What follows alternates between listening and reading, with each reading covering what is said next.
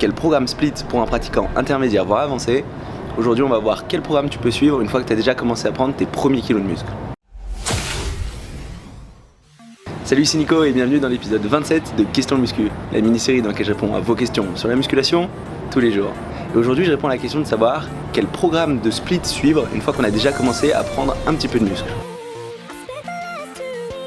Si tu me suis depuis un petit bout de temps, tu dois savoir que ce que je conseille à la plupart des débutants, c'est de suivre un programme full body. D'ailleurs, j'ai fait une petite vidéo là-dessus, et si tu viens de te lancer dans la musculation, je te conseille vraiment d'y jeter un coup d'œil. Je pense que c'est vraiment un super programme pour progresser efficacement. Mais ce qui va aussi se passer, c'est qu'à partir d'un certain moment, quand tu auras pris tes premiers kilos de muscle avec ce programme-là, à un moment il va falloir que tu changes de programme. Parce que si tu fais toujours le même programme, ton corps va finir par s'y adapter et ce sera plus vraiment efficace. J'ai fait aussi une petite vidéo là-dessus où je t'explique exactement quand savoir quand il est temps de changer de programme d'entraînement. Donc l'idée c'est de ne pas avoir trop de variations parce que sinon tu ne tireras pas vraiment de résultats de ton programme. Mais à un certain moment, il faudra que tu changes ce programme pour continuer à progresser. Et l'objet de la vidéo d'aujourd'hui, c'est de présenter un programme en split, donc plutôt pour un pratiquant au moins intermédiaire voire avancé, qui t'aidera à progresser une fois que tu auras pris tes premiers kilos de muscle sur ces full body en tant que débutant. Alors ce programme, il va s'agir d'un split, mais ça va être un split qui va pas se faire à l'échelle de la semaine en fait, puisqu'on va s'entraîner sur des cycles de 5 jours. Parce que si on suivait un split à l'échelle de la semaine, on devrait soit faire chaque muscle une fois par semaine, donc par exemple tous les lundis, soit au moins 2 fois par semaine, par exemple lundi, jeudi. Et moi ce que j'ai observé, c'est qu'un muscle entraîné une seule fois par semaine, en général à moins d'être très avancé, ça a peu de chances de t'aider à progresser. Et souvent s'entraîner 2 fois par semaine le même muscle, en profondeur, ça va avoir tendance à être trop d'entraînement. Donc tu rentres en surentraînement, tu progresses pas vraiment bien. Et du coup, un bon compromis, ça va être de suivre des cycles de 5 jours qui te permettront d'avoir suffisamment de repos et suffisamment de fréquence, mais pas trop pour pas rentrer en surentraînement. Et ce sera parfait pour un pratiquant plus que débutant, intermédiaire, voire avancé. Alors en termes de structure, on va avoir 3 jours d'entraînement et 2 jours de repos. Et là, il va y avoir 2 options possibles. Une première option si tu veux mettre l'accent sur les bras, et plutôt une option si tu veux mettre l'accent sur les jambes. Donc si jamais tu veux mettre l'accent sur les bras, ce qu'on fera, c'est une première séance bras. Ensuite le lendemain une séance jambes-abdos, après on prendra un jour de repos, on fera une séance pec-dos et on reprendra un jour de repos avant de repartir sur un cycle. Alors que si tu veux mettre plus l'accent sur les jambes, on commencera par la séance jambes, du coup elle viendra juste après un jour de repos et tu pourras mettre plus d'intensité, les bras après, ensuite on prendra là le temps de repos, on refera la séance pec-dos et un nouveau temps de repos avant de repartir sur un nouveau cycle. Et on aura donc 3 jours d'entraînement pour 2 jours de repos sur ce cycle de 5 jours. Et 2 jours de repos pour 3 jours d'entraînement, ça peut paraître beaucoup. Mais en fait, plus tu progresses, plus tu vas travailler tes muscles en profondeur à chaque séance et plus tu auras besoin d'un grand temps de récupération pour réussir à progresser. Donc en fait, plus tu vas être un pratiquant avancé, plus tu devras laisser du repos sur un même muscle. Et donc c'est tout à fait normal qu'on prenne potentiellement un peu plus de repos qu'un pratiquant débutant. Alors pourquoi cette structure au niveau de l'entraînement ? Tout d'abord, avoir une séance bras, c'est vraiment bien en soi-même. Parce que les biceps et les triceps, si tu les entraînes en même temps, ça va avoir une super synergie. Parce que quand tu contractes ton biceps, ça va étirer ton triceps et inversement. Donc ce que ça va permettre, c'est que quand tu vas travailler ton biceps, ton triceps il va être étiré, donc ça va faire passer le sang, ça va aider à la récupération et du coup tu auras de meilleures performances. Même chose pour le triceps, quand tu vas le travailler, ça va étirer ton biceps et ça va aider à la récupération. Et du coup ça fera que tu pourras mettre plus d'intensité dans ton exercice. En plus, vu que ce sont des muscles qui sont relativement proches, la congestion sur un des muscles va beaucoup aider sur la congestion de l'autre muscle, c'est-à-dire le fait d'avoir du sang dans ce muscle. Et ce sera plus facile pour toi d'avoir des muscles chauds rapidement, d'avoir de bonnes sensations et du coup de te donner efficacement sur ces séances. Donc avoir une séance entièrement dédiée aux bras, c'est une super façon de progresser sur les bras efficacement. Ensuite on passe à une séance jambes où là on va faire la séance jambes avec les abdominaux. Et on fera toujours les abdominaux avant les jambes.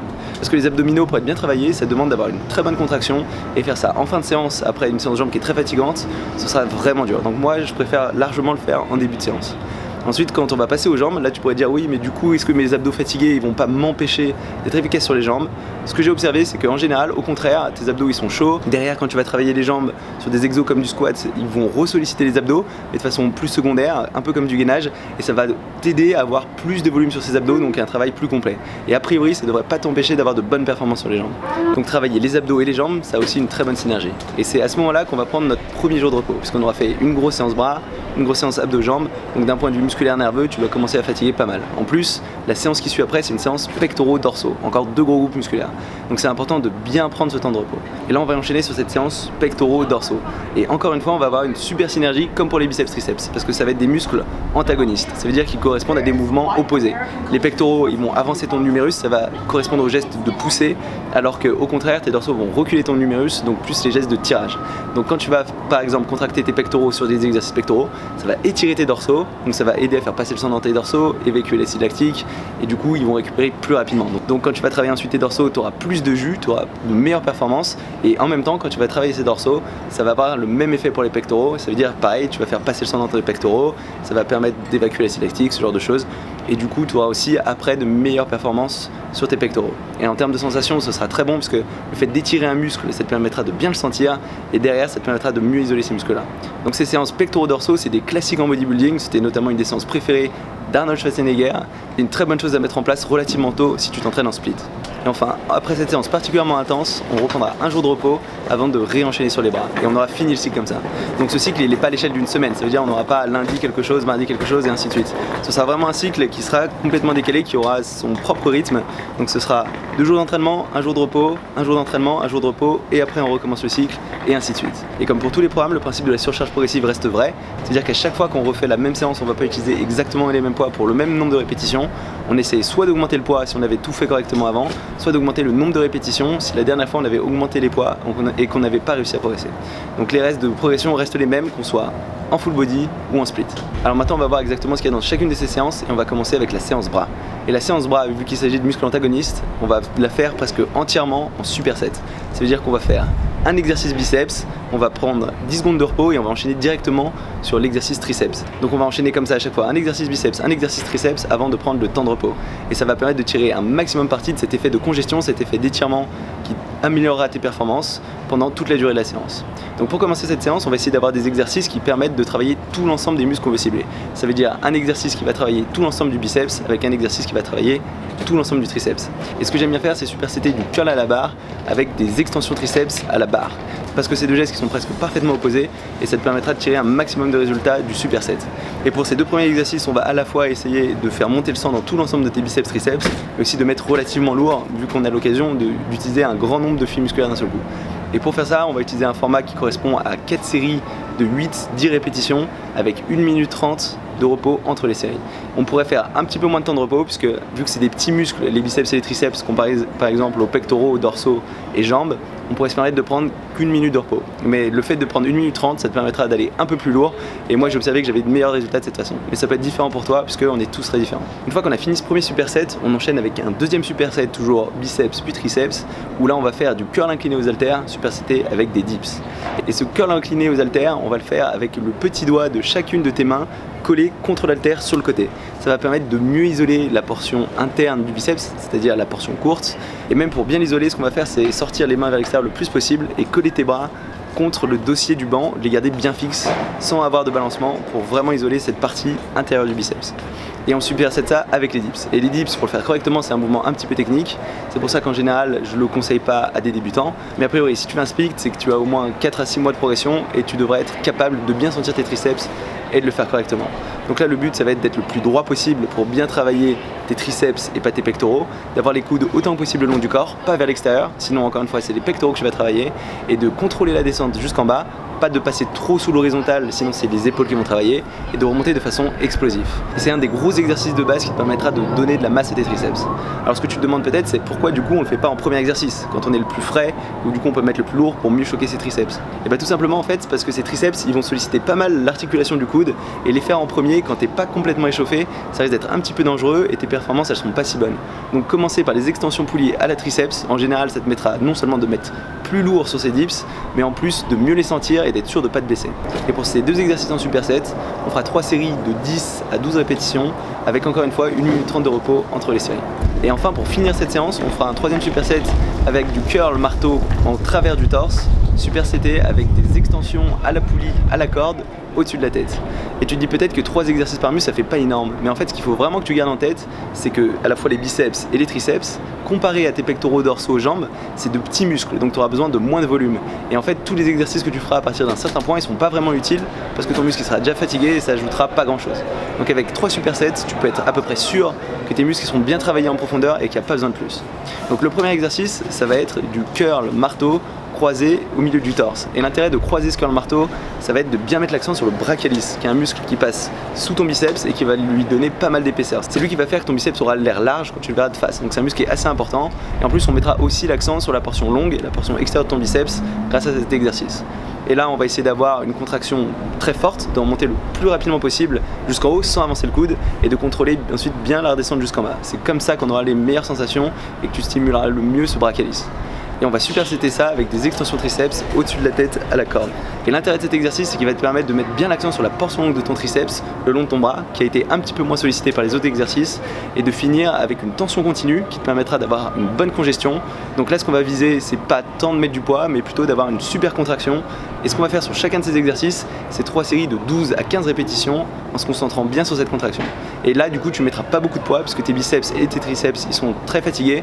Et si tu te concentres bien sur la contraction, tu ne seras pas en mesure de soulever des charges incroyables. Mais encore une fois, le but là, c'est plus de mettre du poids. C'était plutôt au début de la séance que vous voulez faire ça. Là, ce sera juste de bien te concentrer sur la congestion, sur la contraction. On passe ensuite à la séance abdominaux-jambes. Et là, comme je te l'ai dit, j'aime bien commencer par les abdominaux.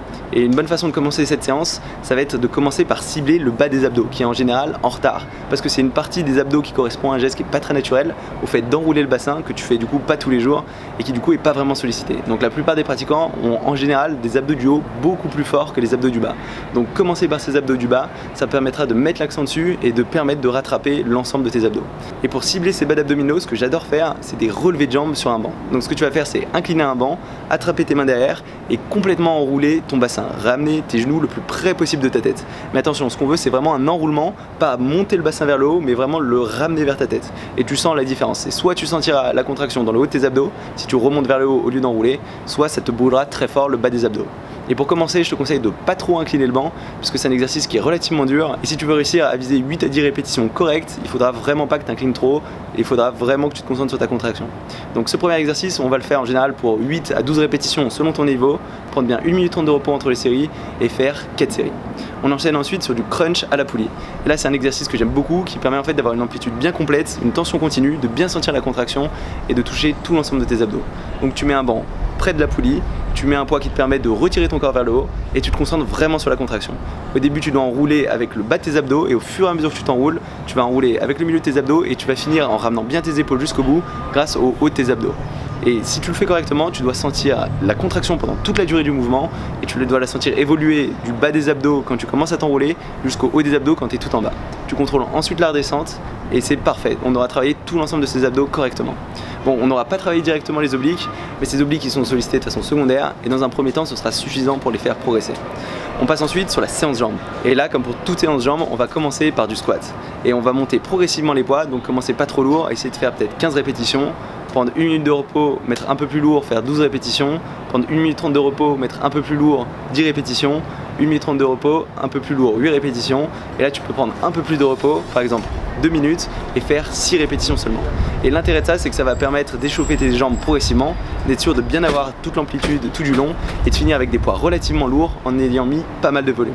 Et encore une fois, l'important sur le squat, c'est l'exécution. C'est que tu arrives à garder la tête bien droite, regarder bien droit devant toi, que tu ne plies pas ton dos, tu gardes ton dos bien droit, que tu descends le plus bas possible, que tu arrives à faire toucher tes ischios contre tes mollets et que tu remontes jusqu'en haut mais sans bloquer les genoux, en quel cas tu perdrais de la tension dans tes muscles et ce serait moins efficace pour les stimuler. Après le squat, j'aime bien enchaîner sur des fentes aux haltères qui ont l'intérêt de retravailler tout l'ensemble de tes jambes, mais là en mettant plus l'accent sur tes ischios et tes fessiers. Et là on fera un peu plus de volume puisqu'on visera 4 séries de 12 à 15 répétitions avec 1 minute 30 de repos entre les séries.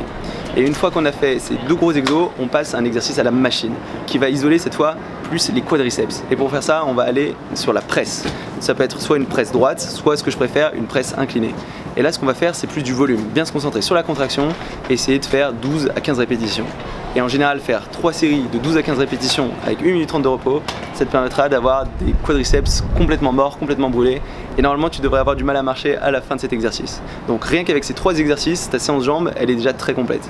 Mais si tes jambes, c'est une priorité et que tu veux vraiment complètement les stimuler, ce que tu peux faire, c'est du soulevé à jambes tendues, ce qui aura l'intérêt de mettre l'accent sur les ischio-jambiers, qui sont en général la partie hors terre des jambes, et qui sera particulièrement efficace quand tes jambes seront déjà pleines de sang. Donc l'idée, c'est de mettre un poids qui est pas trop lourd, de faire un grand nombre de répétitions, de bien descendre jusqu'en bas, bien sentir ces ischio-jambiers qui s'étirent, et de bien remonter jusqu'en haut en s'arrêtant toujours avant de verrouiller les genoux.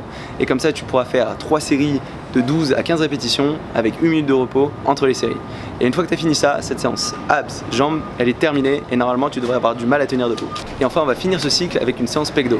Et l'intérêt de cette séance pecdo, c'est que comme les bras, il va y avoir une très bonne synergie entre les pectoraux et les dorsaux. Parce que quand tu vas travailler les pectoraux, tu vas étirer les dorsaux et inversement. Donc on va commencer encore une fois par de gros exercices en superset. Et une bonne façon de commencer, ce sera avec du développé couché à la barre ou du développé incliné à la barre si tu as du retard dans le haut de pec. Parce que chez beaucoup de pratiquants, le haut de pec a plus de mal de suivre que le bas de pec, et du coup le fait de faire du haut de pec dès le début de cette séance, quand tu es frais, ça permettra de rattraper ce retard. Donc ça, c'est ce que tu peux faire sur les pectoraux. Et sur les dorsaux, ce que je te conseille de faire, c'est du rowing à la barre en prise supination. C'est un exercice dont j'ai beaucoup parlé parce que j'aime vraiment beaucoup. Il te permettra de mettre lourd, de choquer efficacement tout l'ensemble de tes dorsaux. Et si tu fais des négatifs très lents, tu auras des sensations particulièrement impressionnantes et une stimulation très forte. Donc faire 4 séries de 6 à 8 répétitions avec 1 minute 30 de repos entre les séries sur cet exercice pectoraux, soit développé couché, soit développé incliné, et sur ce rowing à la barre, ce sera une très bonne façon de commencer cette séance. Ensuite, on va enchaîner sur un deuxième superset. On va mettre un petit peu moins lourd, mais on va bien se concentrer sur la contraction.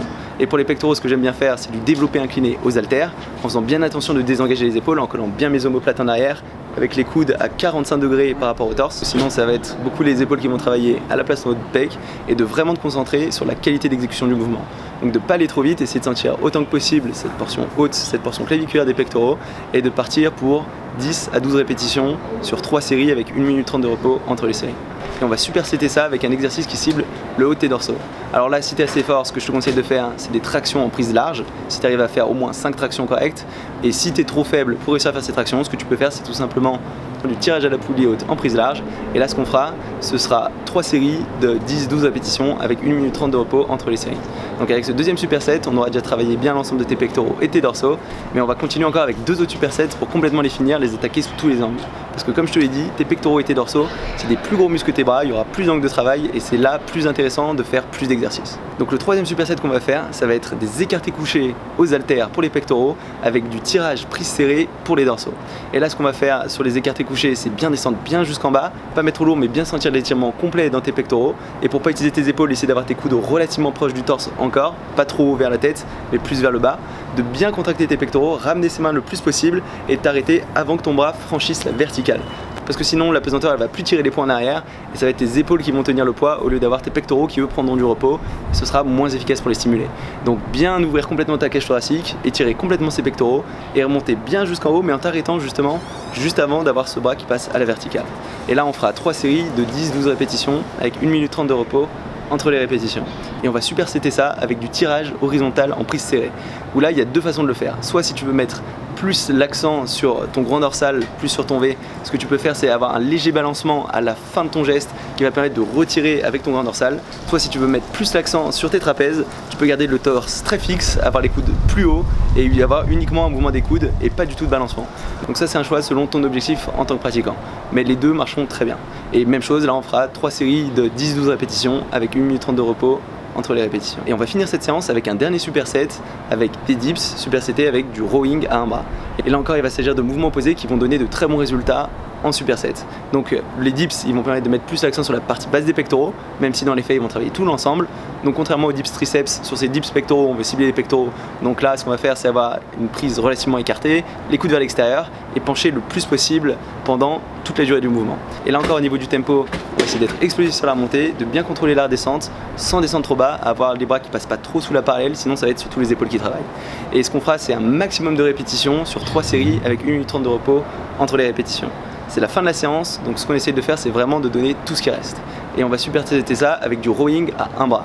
Où là il faudra que tu regardes droit devant toi, que ton dos reste bien droit pendant toute la durée du mouvement, que tu ailles bien chercher jusqu'en bas et que tu recules ton coude vers l'arrière. Pas que tu essayes de tirer vers le haut, sinon ça va être surtout ton biceps et ton arrière d'épaule qui va faire le travail, mais vraiment que tu aies un mouvement de balancier où ton but c'est d'avoir ton coude qui recule vers l'arrière, comme si tu voulais donner un coup de coude à quelqu'un derrière toi. Et là aussi ce qu'on va faire c'est on va prendre un poids qui te permettra de faire un grand nombre de répétitions, donc plutôt 12-15, et on prendra 1 minute de repos pour ces 3 séries, donc superseté avec ces dips.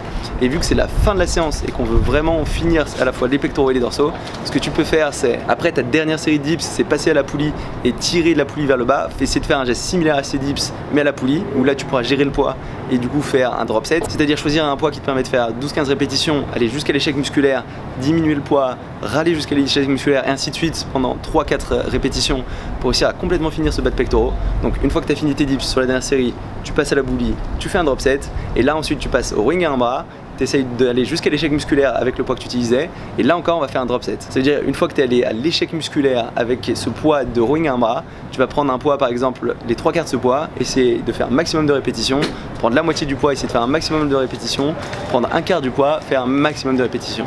Et normalement tu devrais avoir de très bonnes sensations dans l'ensemble de tes pectoraux et tes dorsaux, avoir une très forte congestion. Et voilà, c'est tout pour cette dernière séance. On aura bien travaillé en profondeur à la fois les pectoraux et les dorsaux. Et ça va être tout pour cette vidéo. Et ce programme, si ça fait 6 mois à 1 an que tu t'entraînes, je pense qu'il peut être vraiment intéressant pour toi. D'ailleurs, même si tu es plus avancé et que ça fait plusieurs années que tu t'entraînes et que si tu n'as jamais essayé ces formats, je suis à peu près sûr que tu pourras en tirer de très bons résultats.